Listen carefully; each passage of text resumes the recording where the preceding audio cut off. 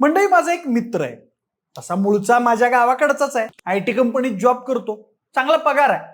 आई वडिलांचा एकुलता एक मुलगा आहे.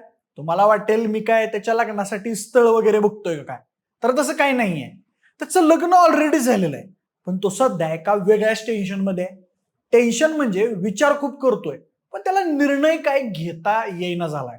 त्याच्यावर ही जी वेळ आली आहे ती प्रत्येकाच्या आयुष्यात कधी ना कधी येतेच. तेव्हा सगळ्यांना सेम प्रश्न पडलेले असतात, जे सध्या त्याला पडले. तो प्रश्न आहे, पुण्यात फ्लॅट घ्यायचा की गावाकडे स्वतःचा बंगला बांधायचा. आपण आयुष्याच्या मध्यावर आलो की सर्वांना हा प्रश्न पडतोच की आता सेटल तर व्हायचं आहे, पण नेमकं व्हावं कुठं. हा प्रश्न फक्त घराचा नसतो, हा प्रश्न असतो भविष्याचा, जीवनशैलीचा, कुटुंबाचा आणि कधी कधी स्वप्नांचा सुद्धा. कारण घर म्हणजे फक्त चार भिंती नसतात. घर म्हणजे आपण आपल्या आयुष्यातील सर्वात जास्त वेळ जिथं घालवतो ती जागा असते.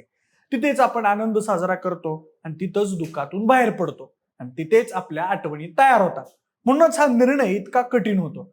तर म्हणजे नेमकं घर कुठं घ्यावं, का घ्यावं आणि कोणकोणत्या गोष्टींचा विचार करून घ्यावं, या सगळ्या प्रश्नांची उत्तरं जाणून घेणार आहोत आजच्या या व्हिडिओच्या माध्यमातून. नमस्कार, मी प्रथमेश. तुम्हाला तर माहिती आहे आपला विषयच भारी. मंडळी, लहानपणापासून आपण आपल्या भविष्याचं एक स्वप्न रंगवलेलं असतं. मी मोठा होईल तेव्हा चांगला श्रीमंत माणूस होईल.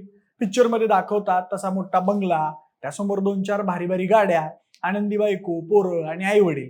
हे रंगवलेलं स्वप्न डोक्यात घेऊन आपण शिक्षण संपवून नोकरीला लागतो किंवा काही व्यवसाय करतो आणि काही वर्ष कष्ट करून पैसा कमावतो. त्यातून एक ठराविक रक्कम बाजूला काढतो, ज्यातून आपल्याला आपलं पुढचं स्वप्न पूर्ण करायचं असतं. म्हणजेच आपल्याला घर घ्यायचं असतं. पण आता आपण इतके मोठे झालेलो असतो की आपल्याला आपल्या लहानपणी पाहिलेल्या स्वप्नाचं थोडं हसू येत असतं. कारण स्वप्नात पाहिलेलं घर प्रत्यक्षात घ्यायचं म्हणजे मस्करीचं काम नाहीये, हे आपल्या आता लक्षात आलेलं असतं. म्हणजे सामान्य माणूस आयुष्यात जास्तीत जास्त एकच घर घेऊ शकतो आणि त्यामुळेच त्याला ते घर घेताना असंख्य प्रश्न पडतात. आजच्या काळात वाढलेली महागाई, वाढलेली लोकसंख्या आणि वाढलेली मागणी यामुळे घर घेणं म्हणजे खूप मोठं चॅलेंजिंग काम आहे. भाड्याच्या घरात किती दिवस राहायचं, आता स्वतःचं घर असायला पाहिजे आणि तिथून सुरू होतो हा सगळा विचारांचा खेळ. त्यात आता झालंय असं की आई वडील गावाकडं, मुलगा आणि मुलगी सुनबाई शहरात. आई वडिलांना शहरात करमत नाही आणि मुलाला आणि सुनबाईला गावाकडं जॉब नाही आणि घर तर एकच घेऊ शकतात. मग नेमकं घ्यावं कुठं, हा प्रश्न सर्वांना पडतो. पुण्यात किंवा इतर कुठल्याही मोठ्या शहरात आवाच्या सवा किमती देऊन 700-800 स्क्वेअर फूटचा फ्लॅट घ्यावा की तेवढ्याच पैशात गावाकडं ऐस पैस बंगला बांधावा. बरं, प्रश्न फक्त पैशांचा नाही, इतरही अनेक गोष्टी आहेत ज्यांचा हा निर्णय घेताना विचार करावा लागतो. पुण्यात राहायचं म्हटलं की सकाळी ऑफिसला जाताना ट्रॅफिक, संध्याकाळी येताना ट्रॅफिक, म्हणजे आठवडाभर माणूस फक्त झोपायला घरी येतो आणि शनिवार रविवार थोडी विश्रांती आणि फॅमिली सोबत वेळ घालवतो. या दिनक्रमाला बरेचसे जण वैतागलेले असतात, पण त्याला काही पर्याय नसतो. माणसाचं असं अवघड काम आहे ना की त्याला गावात असलं की शहरात जावं वाटतं आणि शहरात येऊन थोडे दिवस राहिला की माणूस म्हणतो गाड्या आपला गावच बरा. पुण्यात फ्लॅट घेतला म्हणजे भविष्यात त्याची किंमत वाढेल, मुलांचं शिक्षण, हॉस्पिटल, ऑफिस सगळं जवळ मिळेल आणि त्याचं एक मन म्हणतं त्याला की एवढ्याशा फ्लॅटवर एवढे पैसे कशाला घालवायचे, गावाकडे जमीन घेऊ, मोठा बंगला बांधू, मस्त स्वतःचं अंगण असेल, झाडं असतील, शांतता असेल. या विचारात तो इतका गोंधळतो की त्याला दोन्ही बरोबर वाटतं, पण निवडायचं तर त्यातलं एकच असतं. पुण्यात फ्लॅट घ्यायचा आहे तर पुणे शहर गेल्या अनेक वर्षांमध्ये मंडळी खूप वेगानं वाढलंय. एकेकाळी निवांत वाटणारं पुणे आज मोठं IT हब झालंय. हजारो लोक नोकरीसाठी तर येतात. शहर विस्तारत चाललाय. आता फ्लॅट घेतला तर पहिली गोष्ट समोर येते ती म्हणजे सुविधा.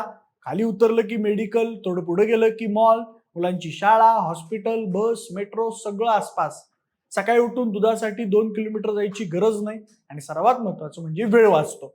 आजच्या काळात पैसा परत कमावता येतो, पण वेळ परत मिळत नाही. जर तुमचं ऑफिस तुमच्या घरापासून जवळ असेल तर तुमचे दिवसाचे 2-3 तास वाचू शकतात. आता 2-3 तास ऐकायला कमी वाटतात, पण वर्षभराचा हिशेब केला तर कित्येक दिवस होतात. म्हणजेच तुम्ही तेवढा वेळ तुमच्या कुटुंबासोबत घालवू शकता. पण दुसरी बाजू अशी आहे की फ्लॅट घेतल्यानंतर तुम्हाला लक्षात येतं की तुमचं घर असलं तरी काही गोष्टी पूर्णपणे तुमच्या हातात नसतात. उदाहरणार्थ, तुम्हाला घरासमोर झाडं लावायची असतील, काही बदल करायचा असेल, मोठं अंगण हवं असेल तर त्याला मर्यादा येतात. आणि सगळ्यात मोठी गोष्ट म्हणजे जागा. कधी कधी अनेक वर्ष मेहनत करून घेतलेला फ्लॅट पाहिल्यानंतर मनात एक प्रश्न येतो, इतके पैसे देऊन एवढीच जागा? कारण शहरात जमीन महाग असते. ज्या सुविधा म्हणून आपण फ्लॅट घेतलेला असतो, EMI च्या टेन्शन मध्ये आपल्याला त्या सुविधांचा कधी आनंदही घेता येत नाही. फ्लॅट नील होईपर्यंत तर आपण म्हातारे झालेलो असतो आणि म्हातारपणी तर प्रत्येकाला आपल्या गावाकडची आठवण येत असते. मग आत्ताच गावाकडे घर यावं आणि थोडेफार पैसे बॅलन्स करून मस्त गावाकडे जाऊन निवांत राहावं. गावासोबत आपण लहानपणी जुळले गेलेलो असतो. आपली सगळी मित्रमंडळी, नातेवाईक गावाकडे असतात. गावाकडची निवांत सकाळ, पक्ष्यांचा आवाज, समोर मोकळं आकाश, घरासमोर अंगण, घरावर मस्त गच्ची, झाडांच्या सावलीत बसलेले आई वडील आणि शहराच्या गोंगाटापासून दूर असलेलं शांत आयुष्य. गावाकडे बंगला म्हणजे फक्त घर नसतं, ती एक जीवनशैली असते. तिथे तुम्हाला श्वास घ्यायला जागा मिळते, तुमच्या मुलांना खेळायला जागा मिळते आणि सगळ्यात महत्वाचं म्हणजे स्वतःचं असल्याची भावना मिळते. पण तुम्ही आम्ही सगळे गावाकडे राहिलेलो आहोत, तर आपल्याला माहित आहे की प्रत्येक स्वप्नाला एक वास्तवाची बाजू असते. कारण दुरून दिसणारी प्रत्येक गोष्ट सुंदर वाटते. गावाकडचा बंगला सुद्धा त्याला अपवाद नाही. ऐकायला खूप छान वाटतं, पण घर कुठे बांधायचं यापेक्षा महत्वाचं असतं आपलं आयुष्य कुठं चालणार आहे. जर तुमची नोकरी पुण्यात असेल, मुलांची शाळा, त्यांचं भविष्य पुण्यात असेल, तर तुमचं दैनंदिन आयुष्य पुण्यात असेल. गावाकडचा बंगला रोजच्या आयुष्यात कदाचित फक्त शनिवार रविवारचाच आनंद म्हणू शकतो. सुरुवातीला सगळं खूप उत्साहाचं असतं. बंगल्याचा नकाशा तयार होतो, घरासमोर झाडं कुठं लावायची ते ठरतं, हॉल किती मोठा असावा यावर चर्चा होते, टेरेस कसा असावा हे ठरतं आणि घराची प्रत्येक वीट रचताना एक प्रकारचा आनंद होत असतो. एक स्वप्न पूर्णत्वास येत असतं. पण घर पूर्ण झाल्यानंतर खरी गोष्ट सुरू होते. EMI फ्लॅटचा असणार होता, तसाच घराचाही असणार आहे. रोज गावाकडून पुण्याला ऑफिसला येणं शक्य नाही, त्यामुळे फक्त सुट्टीला किंवा सणासुदीलाच गावाचा आणि घराचा आनंद घेता येईल. तोपर्यंत शहरातल्या फ्लॅटचे भाडे भरावे लागेल आणि हळूहळू लक्षात यायला लागतं की मोठं घर असलं तरी घरात घालवायला वेळच नाही. अनेक लोकांच्या बाबतीत असंच होतं.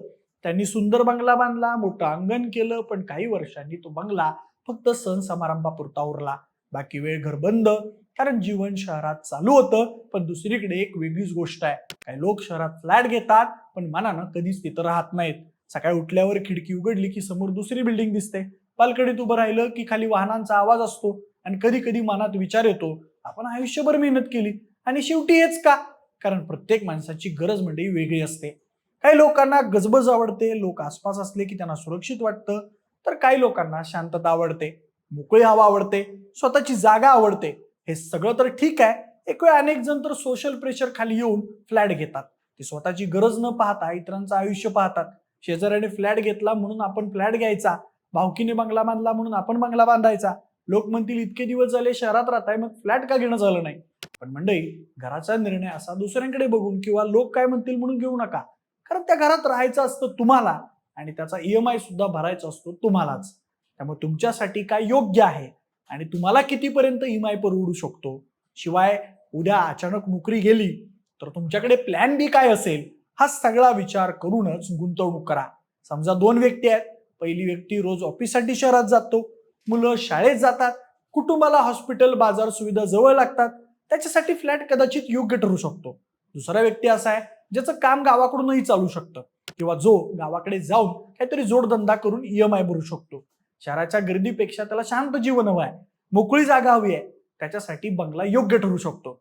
म्हणूनच प्रश्न असा नाही की फ्लॅट चांगला की बंगला चांगला. प्रश्न असा आहे, तुमच्या आयुष्यासाठी योग्य काय? तुम्हाला काय आवडतं? तुम्हाला गावात राहायला आवडतं की शहरात राहायला आवडतं? कारण अनेक वेळा लोक घर विकत घेताना भविष्याचा विचार करत नाही. आज आपण तरुण असतो, ऊर्जा असते, रोजचा प्रवास चालतो, पण 10-15 वर्षानंतर जेव्हा आई वडील वयस्कर होतील, मुलं मोठी होतील आणि जीवनाची गतीच बदलेल, तेव्हा काय? आज तो निर्णय छोटा वाटतो, तो पुढच्या 20-25 वर्षाचं आयुष्य ठरवू शकतो. त्यामुळे मित्र काय म्हणतात, नातेवाईक काय म्हणतात, लोक काय म्हणतील, हे सगळं बाजूला ठेवा. तुम्हाला स्वतःला काही साधे प्रश्न विचारा. मला आयुष्यात खरंच काय हवं आहे? शांतता हवी आहे की सुखसोयी हव्या आहेत? म्हातारपणी मी कुठं जास्त आनंदी असेल? माझ्या कुटुंबाच्या भविष्यासाठी काय योग्य पडेल? कारण कधी कधी योग्य उत्तर बाहेर पडणं सापडत नाही, ते स्वतःच्या आत सापडतं. आपण आयुष्यात खूप गोष्टींची तुलना करतो. मोबाईल घेताना तुलना, गाडी घेताना तुलना, नोकरी निवडताना तुलना, पण घर निवडताना अनेकदा आपण भावनांमध्ये वाहून जातो. मोठा बंगला दिसला की वाटतं हेच आयुष्य आहे, उंच बिल्डिंग मधला सुंदर फ्लॅट दिसला की वाटतं हेच परफेक्ट आहे. पण सोशल मीडियावर दिसणारं आयुष्य आणि प्रत्यक्ष आयुष्य यात मंडळी खूप मोठा फरक असतो. 5 मिनिटांच्या व्हिडिओमध्ये दिसणारा बंगला खूप भारी वाटतो, पण त्या घरात रोजचं आयुष्य कसं आहे ते दिसत नाही. तसंच फ्लॅट बाबतीतही आहे. फोटोमध्ये दिसणारी सुंदर बाल्कनी भारीच वाटते, पण त्यामागचं वास्तव वेगळं असू शकतं ना. कारण शेवटी घर सुंदर दिसणं पुरेसं नसतं, घरात राहणं सुखाचं असणं महत्वाचं असतं आणि सुखाची व्याख्या प्रत्येकासाठी वेगळी असते. काही लोकांसाठी सुख म्हणजे सकाळी खाली उतरलं की सगळ्या सुविधा मिळणं, तर काही लोकांसाठी सुख म्हणजे सकाळी दार उघडलं की समोर हिरवळ दिसणं. काही लोकांसाठी सुख म्हणजे शहराची गती, तर काही लोकांसाठी सुख म्हणजे गावची शांतता. म्हणून जर तुम्ही पुण्यात फ्लॅट घेण्याचा विचार करत असाल तर फक्त लोक घेतायत म्हणून घेऊ नका, आणि जर गावाकडे बंगला बांधायचा विचार करत असाल तर फक्त मोठं घर दिसेल म्हणून बांधू नका. कारण मोठं घर म्हणजे मोठं सुख असतंच असं नाही, आणि छोटं घर म्हणजे छोटं आयुष्य असतंच असं नाही. आपल्या आई वडिलांनी छोट्या घरात मोठं आयुष्य जगलेलं आहे. कारण घराचा आकार आनंद ठरवत नाही, घरातली माणसं आनंद ठरवतात.